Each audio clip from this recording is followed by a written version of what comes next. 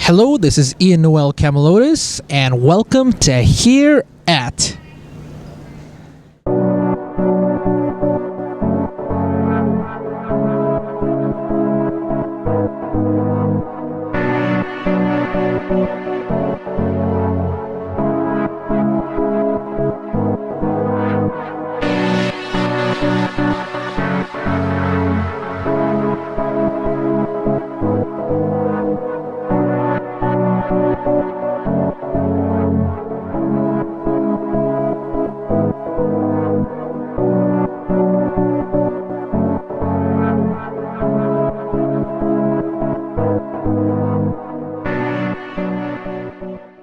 One year removed from its golden anniversary, the 51st Chicago International Film Festival boasted one of the strongest lineups in recent years. From films with potential Academy Award nominations attached, to engaging films that show us what the rest of the world has to offer. As with every year, the directors, producers, and actors from some of the films come out to answer questions at Q&A sessions and help get the word out on their films both locally and internationally. Some took the time to meet with press, including actress Sivan Noam Shimon, star of the Israeli film Barash.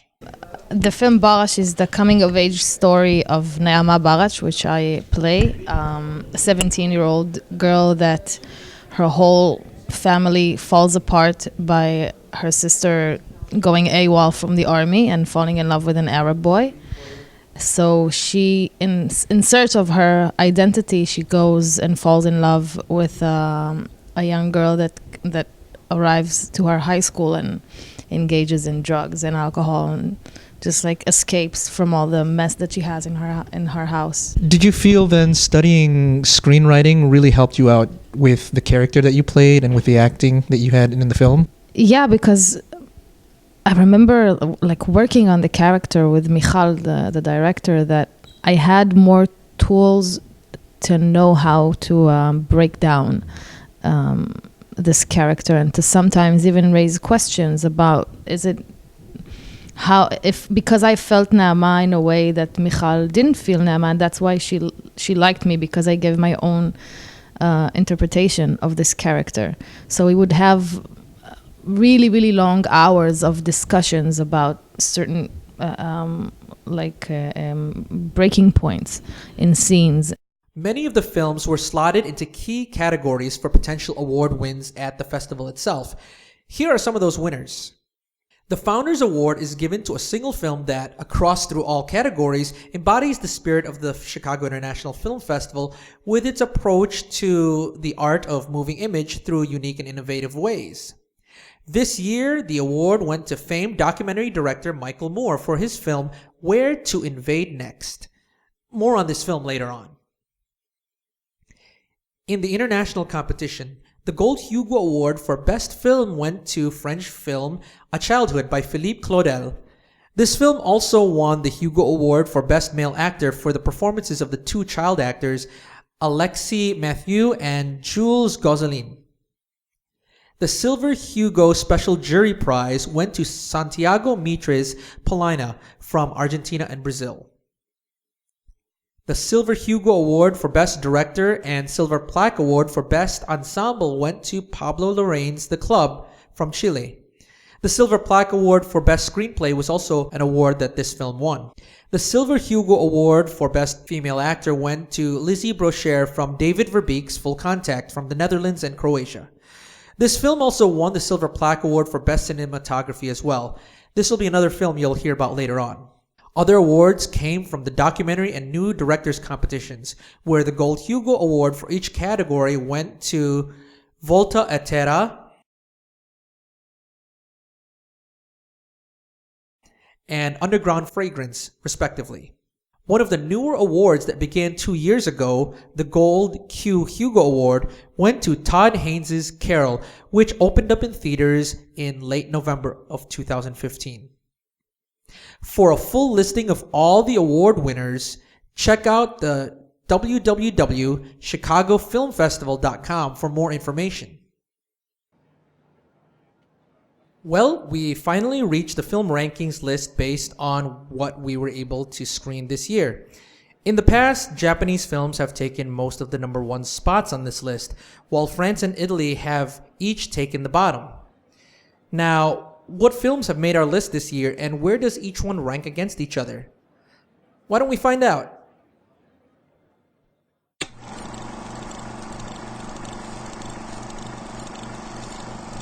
Working as a hospice nurse in LA, David, played by Tim Roth, is fiercely committed to his patients, going above and beyond his duties to care for them as they begin their transition into their death, especially his three latest patients who have their own quirks.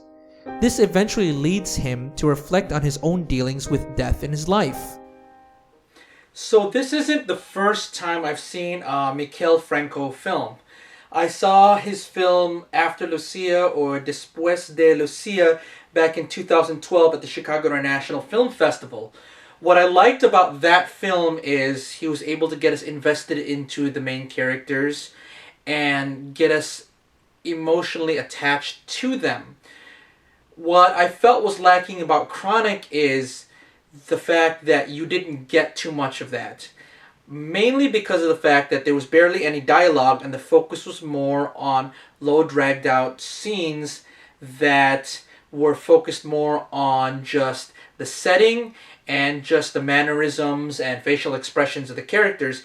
Other than that, there was barely enough dialogue to build up the main character and didn't talk too much about it. It was to a point that I heard some of the audience members start to say that they didn't understand where did this come from, or I misinterpreted this, I misinterpreted that. And I can see where they were coming from because of the fact that it did not make that connection with audiences in terms of being able to tell us the story about the character himself. It just brought through this general story, and with the lack of dialogue and without too much explanation and things, you were just focused on what he does as opposed to how this relates to his background story. So with those things lacking compared to his previous film, I feel Chronic had a lot more that it could have offered but didn't.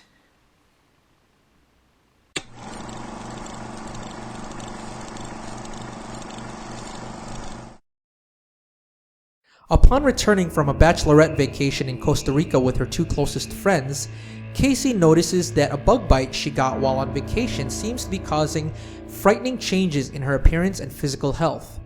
As the changes accelerate, her personality begins to affect her relationships with her friends and fiancé and uncovers secrets about them she did not know.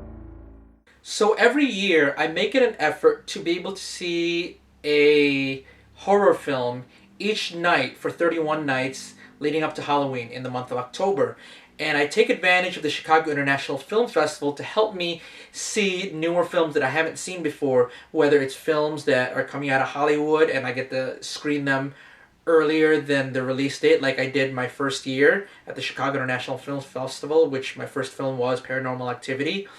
And then there are other times too where you get to see films that are either indie or international films and get to see a different type or different style of depicting any type of horror film. So Bite is something that added a few elements and mixed in a few things. What was its strongest suit was the main character being able to transform because of the fact that it reminded me of The Fly itself. You got to see the graphic nature of how this character transforms from a human being to whatever it is that they're transforming into. And I felt the actress did a very good job not only transforming herself in terms of the physical appearance, but also the physical mannerisms and physical characteristics and even the mental characteristics of her character itself. Now, what I felt that was very problematic for the film was there was heavy drama storylines that were tied into it too. I'm not saying horror films don't have that, but the fact that you had a huge emphasis on a drama storyline, love triangle, or secrets that are being held to a point that at least they were able to tie it in terms of the motivations of the main character later on, but at the same time it was a lot of stop and go, kind of slow down the flow of the film a little bit. Now, another thing that I found very interesting and different was the fact that the film started off as a found footage film. And it does play a huge role in the film itself because of what happens later on. And the fact that they start off the film about first 10 minutes, 15 minutes of the film as found footage before going to a regular film movie really gave that huge difference between what happened before and what is happening now. It is something to take a look at, especially if you're into transformations or graphic, horrifying changes in a person. But other than that, it lacked in a lot of aspects and had a lot of cliches that also fell kind of flat film wise for a horror film.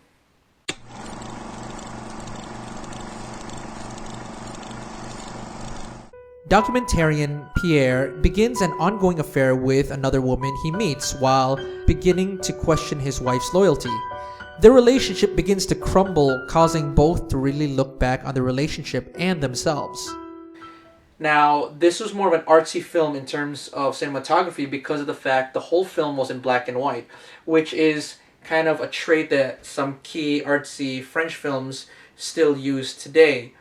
Now, this wasn't just, I feel that the director wasn't doing this, but this wasn't just a film that was black and white just for art purposes or just for film purposes, but it actually was an important thing to tie in the story together because the main character really thinks about everything as black and white. This is how it is, this is how things aren't. This is how it is, this is how it isn't. And that is one of the staples of what the characters are going through, especially the mentalities that they have. And you start to see there's a lot of gray areas that start to pop up that the main characters realize, and you actually get to see how they have to discover these and how to deal with them. I feel though there was still a lot of cliched moments and a lot of cliches in terms of relationships and love stories in the film that just didn't translate too well, and the film did kind of move a little bit slower for my tastes, but in the end it's a film that should be checked out and does have some unique insight into relationships and how people perceive them. So if you get the chance, do check it out.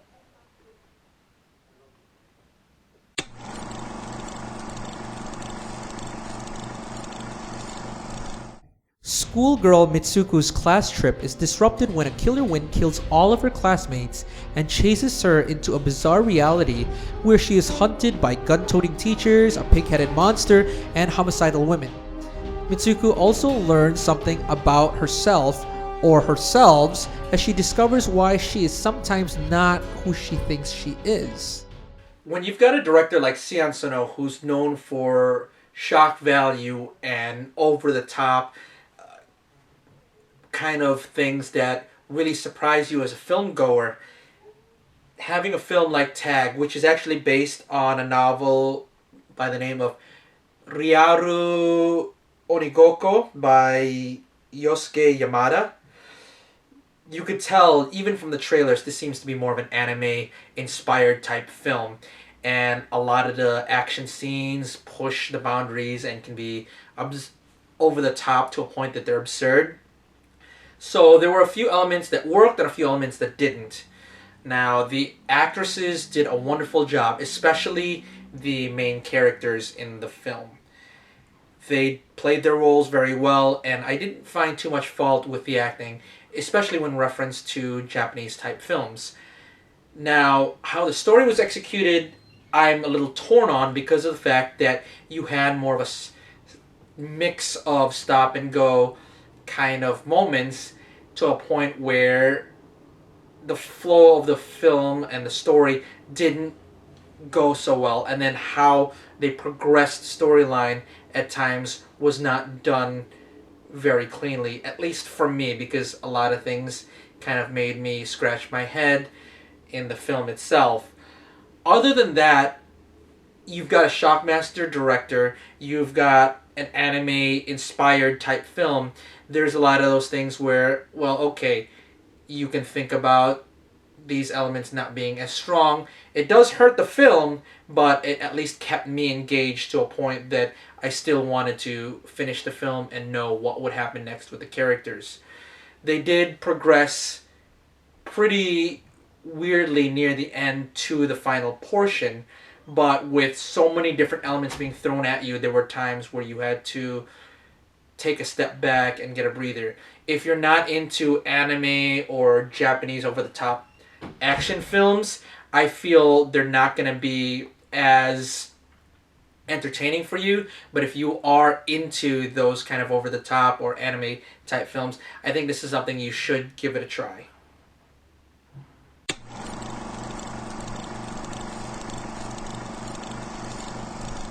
This film follows the lives of four people: an Iranian architect, a disengaged Japanese couple, and a Lithuanian mixed martial arts fighter as they search for a connection in modern Japan and how their lives affect each other. This film is also very visual with its static camera movement. Greater Things is a Japanese film that takes place in Japan, but the director is not Japanese, as his name is Vahid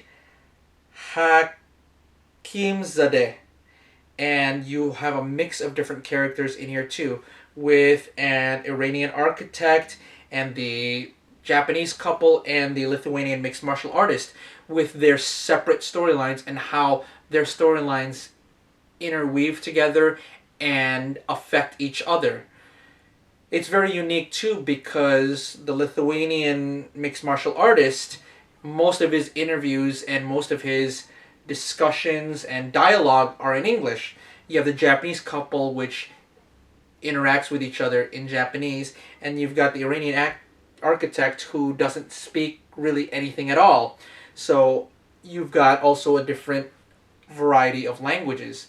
Another unique thing about this film is a lot of the settings are used with a still camera. There's no moving cameras at all really in this, other than jump cuts just to get from this look of a scene to this look. There's no moving parts at all. So if there's a wide shot, there's no zoom in, zoom outs, and it just keeps you right there in that specific look of the film.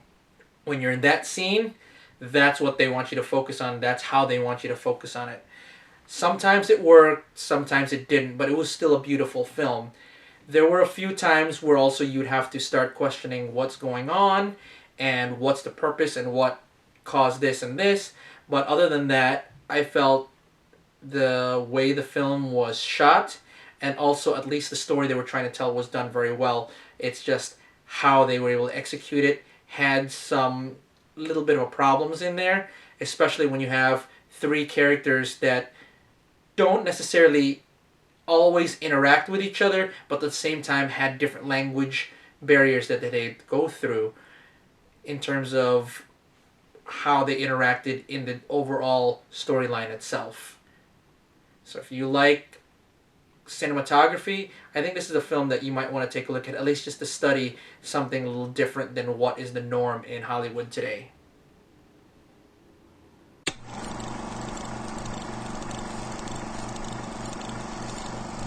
Margarita is an overworked director who tries to complete a political statement film about factory workers while dealing with the difficulties of her new American lead actor, played by John Turturro, and dealing with her dying mother.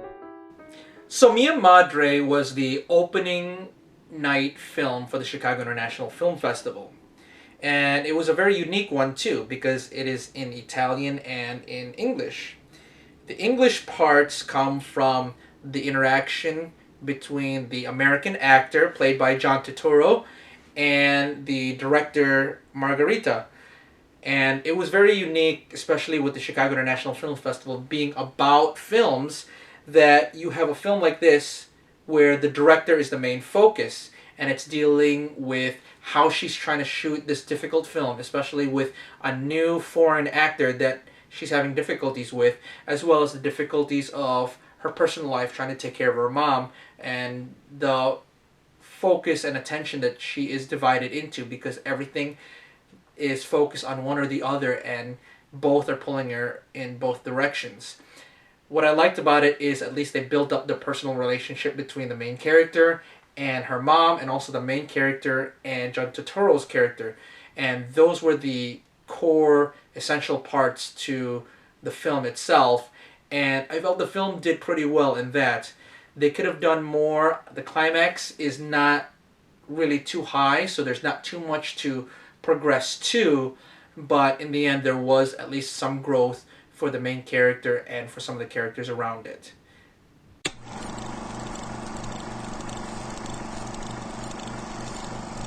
Gifted and good-looking Carol has a grim fascination with murder during communist-era Krakow, especially with a serial killer on the loose.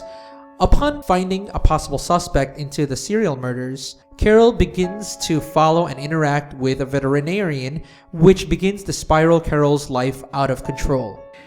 What made this film a little different than what you'd be normally accustomed to is you have this perfect, well-off main character who has a fascination with something horrible, murders and death, and just the research he does into it and where it leads him, especially going to the end of the film, is what changes the outlook of the character. So unlike other characters in films where they start at a point and grow, this character goes from a point and goes downward.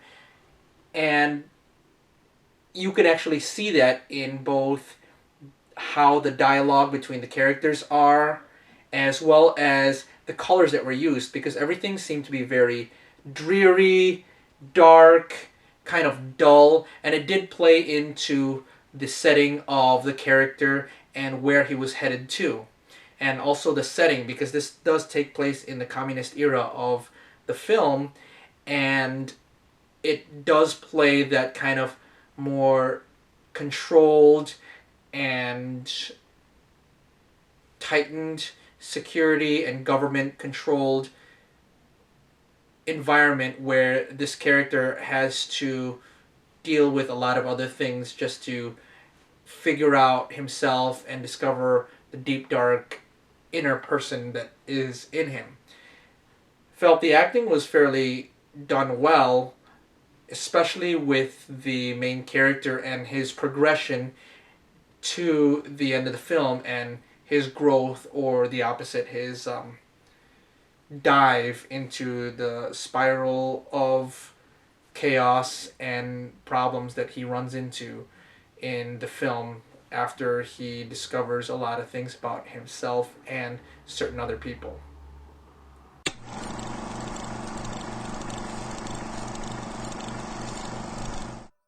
High school student JP from a rural town in the Philippines opens up his world when he befriends the King of Poets, an elderly local celebrity fighting to preserve the dying art of poetry in Kapampangan. As he sees his future becoming more uncertain, he looks to his culture's past for answers. Ari, My Life with a King is a different type of Filipino film. This is only the 4th Chicago International Film Festival that I've seen a Filipino film in there. And this one's different than others because it's not just in the national language, Tagalog, but it's also in one of the Filipino dialects, Kapampangan language. And it actually plays a role into the fact that the message for the film, especially from its sponsors, is to preserve the cultural identity of the different dialects in the Philippines. So with the main character wanting to learn more from this poet who says a lot of his poems in Kapampangan, that type of language in that region of the Philippines, it actually builds up the character's knowledge and also his thirst for the language itself and the power of language, especially in that area, and also helps with his transition as the film progresses. There is growth for both characters, especially for the main character as he learns from the King of Poets. And I feel this is something that, whether you're Filipino or not, especially for Filipinos, to watch because it is a very well done film. It's not like a lot of the traditional Filipino films, which are either over dramatic like a soap opera or have comedy thrown in here and there just for comedy's sake. Sometimes just to make the film into a comedy. This is one of those in-between films which gets its message across and tells a very heartwarming story that also has a lesson in it too as well. So if you're Filipino, I definitely recommend you watch this. If you're not Filipino, I recommend that you watch this to learn a little bit more about the Philippines and also a little bit more about the culture in the Philippines itself.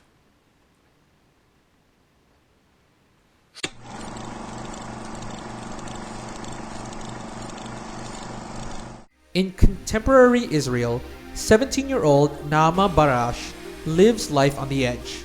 When her sister Leora goes AWOL from the military, Naama deals with the chaos in her family while experimenting with her first love and a new girl, Dana. Barash was a very different film because I had never seen a film from Israel before at the Chicago International Film Festival. And it's not just a film about people who live in Israel, but it's also a film about an LGTB relationship versus another form of relationship in Israel that is still considered forbidden. And we got to learn a lot from the Q&A session, which Sivan Shimom was able to present to audiences at both screenings. And I was able to sit down and learn a little bit more about her. Got to learn about how the film depicts some of the changes in Israel, while at the same time got to learn the chemistry that the two actresses needed for Dana and Barash, and the chemistry that they had to build up in order to create that kind of relationship that the characters had.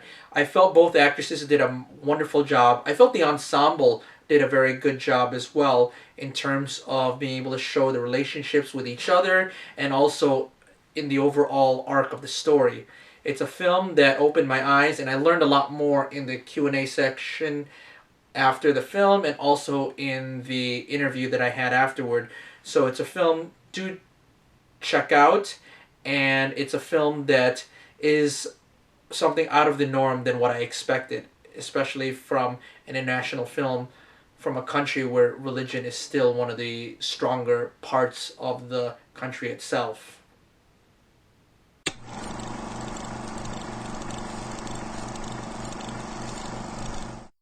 On the outskirts of Beijing, rapid urbanization takes place.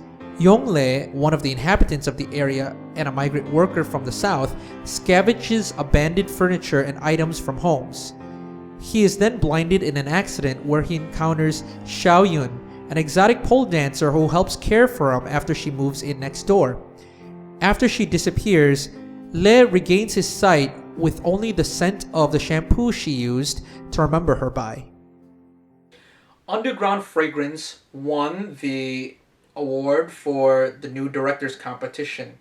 And this film was actually a little bit more in-depth than what is actually said in the description, because there's actually two storylines. The one major one and then two smaller ones. And that's not how it's said in the summaries that they had in the programs and in the ad books. So to break this down a little bit more, the storyline talks about the urbanization of the outskirts of Beijing and how it affects a lot of the people still living there. What makes it very different than the summary as well is there's actually two storylines. One of them deals with the boy who goes blind meets an exotic dancer who helps care for him while he's blind, and then when she leaves, he's left with only her shampoo that she left and the scent that she had on her from that shampoo for him to remember her and try to find her with. The other storyline that's not really talked about, which is essential to the story, is the couple that's struggling to keep their home from being taken away by developers that want to tear down their home and build new condos and corporate buildings in their area. And the story kept bouncing back between those two storylines. Now, there was a little bit of interweaving and interaction between the two storylines. However, for the most part, it's one storyline versus the other, and it's almost like watching two films at the same time. It was executed very well, so you didn't lose too much from either story or lose yourself in either one. And you could see the overall picture that these are two storylines which are affected by the developers coming in. And I felt the director was able to pull that off very well. It's some film that made me look at how to do multiple storylines differently, and I feel it did deservedly win the new director's award. And it's a film that if you get a chance to see it, do take a look at it. It may be a different film, especially if you're again tied in with those Hollywood standards, but if you're very open-minded, especially with international films, it's a film that I recommend you check out.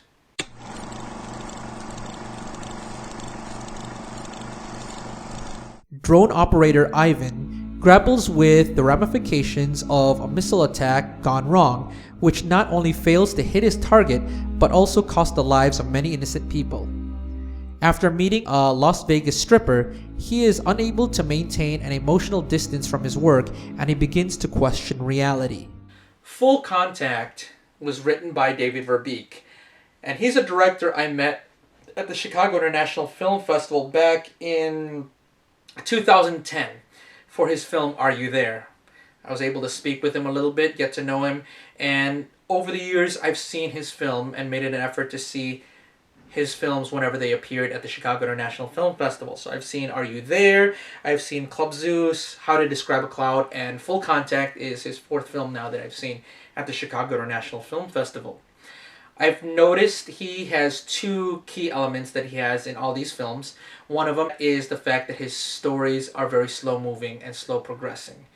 He is the type of director that likes to build up the building blocks to relationships of characters. So because of that, a lot of times he also drags the film's development through very slowly. That's why I feel you have to be a patient film goer to be able to see his movies. I'm not a patient one, but because of the other element that he has, which is a focus on the characters' relationships with other characters, that really kept me invested. So the film may feel long, this film may kind of drag, but at the same time I'm invested in the characters a lot more in reference to the story. So he did that in Are You There? Between the video gamer and the masseuse that had to build a relationship up from avatars in a social game to how they interacted in real life. You had characters from two different host clubs in Club Zeus and their relationships both with each other and their outside of business relationships. You had How to Describe a Cloud, a mother-daughter relationship where a mother is blind and how the daughter is supposed to relate to her mother and the relationship that has to build on that. So now you get to Full Contact, which is focused on a drone operator, and the relationships that you have to focus on the most is how he relates to the stripper that he meets in Vegas, as well as how he relates to the terrorist he was supposed to have killed in his mission. And the fact that not only did he miss, but many innocent lives were lost in the accident. Just how he relates now to those two characters. It does have a different feel in the second part of the film because this is something that he doesn't normally do in the previous films that I had seen. But there's almost like a surreal change and turn in the film that comes kind of out of nowhere to a point where you have to look at the relationships in a different way. It's very different. It has this more thought-provoking process in terms of how the film progresses. It is a little different than what he does normally do, but still has those core elements of slow build to focus on the relationships. And I feel if you get a chance to see this movie, do check it out. Let me know. I love this director's work, and I'm interested to see what else he goes and does after this.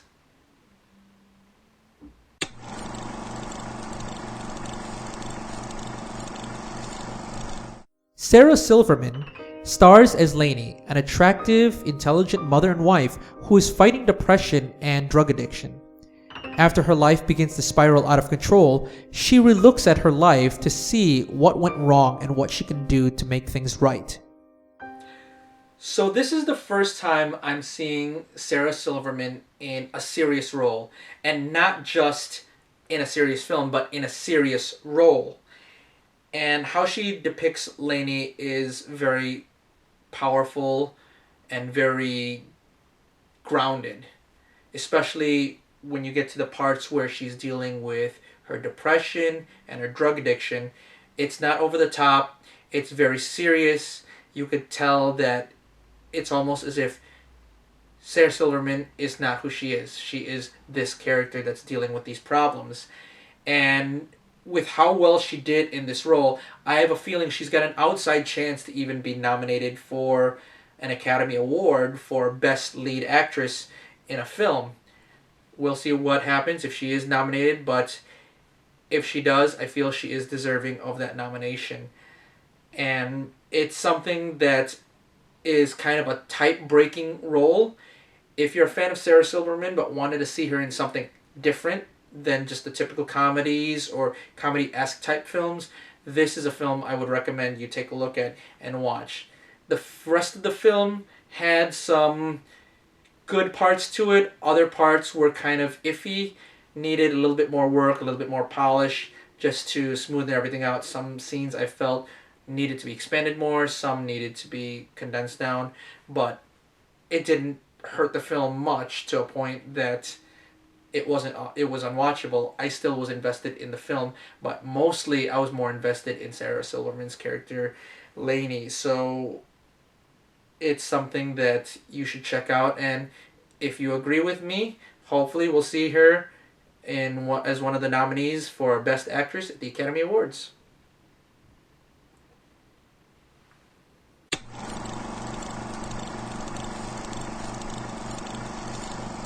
80-year-old pensioner with fading memory, Safari, lives a solitary life where he embarks on a pattern of events every day. Things begin to change when his expatriate son arranges for a female travel agent named Sarah to help him prepare to travel to where his son lives outside of the country. Safari's ordinary life falls apart as he tries to end his loneliness. Now, you don't see too many films which has the main character in conversations that are one-sided. To even go even further, where those conversations are one-sided, it's one-sided for the other person talking to the main character. So the lack of dialogue for the main character actually helped enhance this film itself. I feel if you were to give the main character a lot of dialogue and more lines to interact with other characters, I felt it would hurt the film more. But after seeing this film, I felt right away that this would have been a strong contender to win the Gold Hugo Award for Best Picture at the Chicago International Film Festival in the international competition. Now, this is the very first Iranian film that I've seen at the Chicago International Film Festival, and I feel this film was very different than anything I'd ever seen because it wasn't really the lack of dialogue, it was the lack of dialogue and a lot of lack of speech lines for the main character. And it was just more of what everybody said and how they reacted to the main character that helped build this personality, this character himself. You've got a character who is an elderly man, who is living alone, in solitude, does not have any family, doesn't interact too much with friends, could have some forgetfulness in him, and the fact that they didn't let him say much in the film actually was very refreshing and helped the audience really get to know the character based on how everybody else interacted with him. I felt the main actor who played Safari did a very wonderful job, especially with the more focus on just his mannerisms as opposed to hero lines to memorize. And I felt the interactions that the other characters had with him were very genuine and very key to the story itself. If you get a chance to see this film, I would recommend it. It's different than what you would see normally in Hollywood films, and I feel this is a refreshing look at how you can have characters build up through relationships with very little dialogue, at least from one end of the conversations.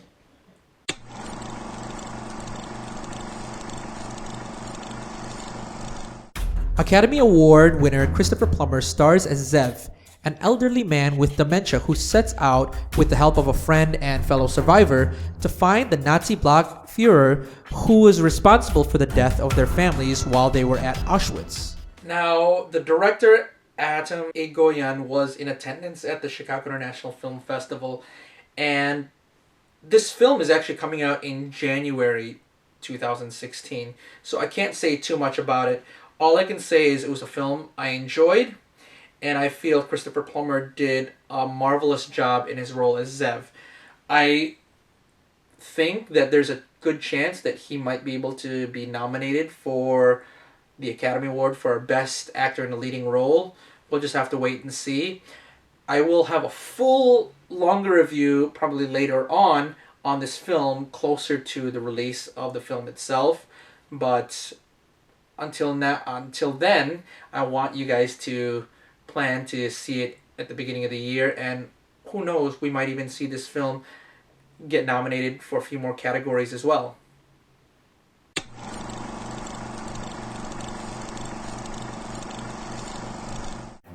In Michael Moore's most entertaining documentary to date, he invades or visits other countries to harvest ideas from their countries on how to improve on many of the US's problems.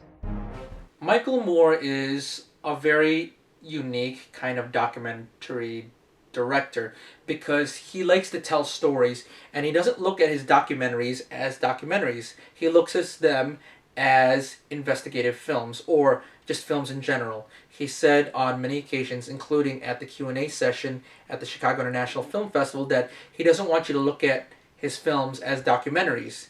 You look at them as films. So when you look at where to invade next, that's where you can actually see this sign, because of the fact that this film is focused more on telling a story and how each section of the documentary builds upon the other.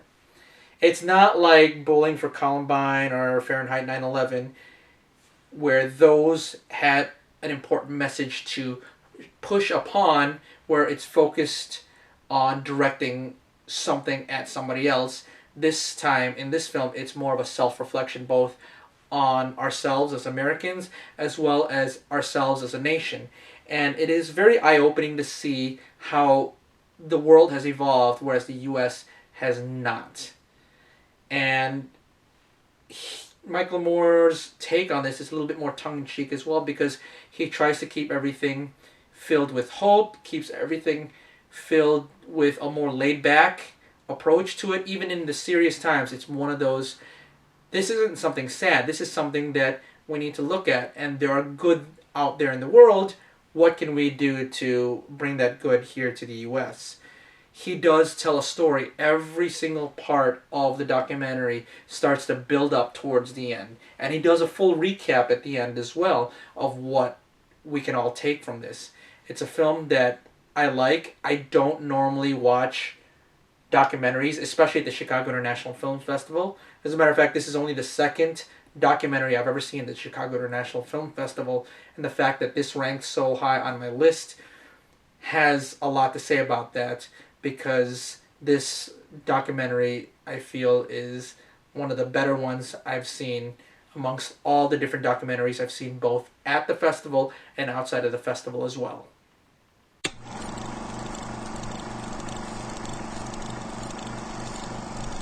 An adaptation of Patricia Highsmith's seminal novel, The Price of Salt. Carol is about two women from different backgrounds who find themselves in an unexpected love affair in New York City in the 1950s, and the challenges that each must fight through. Now, this is an adaptation of a novel, The Price of Salt. And whenever there's an adaptation of a book or a novel, there's where things get to be a little blurry, because a lot of times people who have read the book will judge the film based on the book first, as opposed to the film itself. So in some ways, even though I'm one of the more forgiving film critics when it comes to judging a film versus a book, I did not have to deal with comparing the film with its book. So I saw this with a fresh outlook, no other idea of what I'm getting into other than what I read in trailers.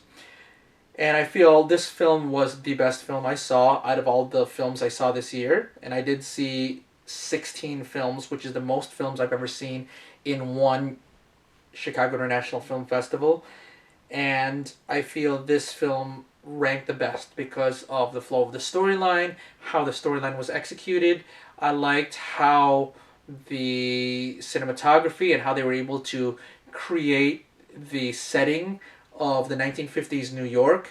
Not being in New York, by the way, it was done in Cincinnati, I believe. And I also liked the fact that you had two strong actresses playing those key roles. And I feel that both have a good shot at being nominated for Academy Awards for their acting. But I also like the fact that not only did they focus on how the characters meet, but also their personal trials and tribulations they had to deal with, both while together and both while separated. I felt that the story progressed along very well. It kept me engaged throughout the whole film, and other than a few things that were not as important in the film and I could have done without, the film as a whole is a very strong film, and I actually think this could be a possible Academy Award nominee for Best Picture as well. So do take a look at it. It is in theaters in November 2015. So go out there, give it a look, and let me know if you think this has a chance of being nominated for an Academy Award. As we come to the close of the 51st Chicago International Film Festival, a myriad of movies have gotten high praises and have gotten a lot of attention. Many of the films went on rush lines as they sold out pretty quickly, and a lot more have been asked and demanded to be seen.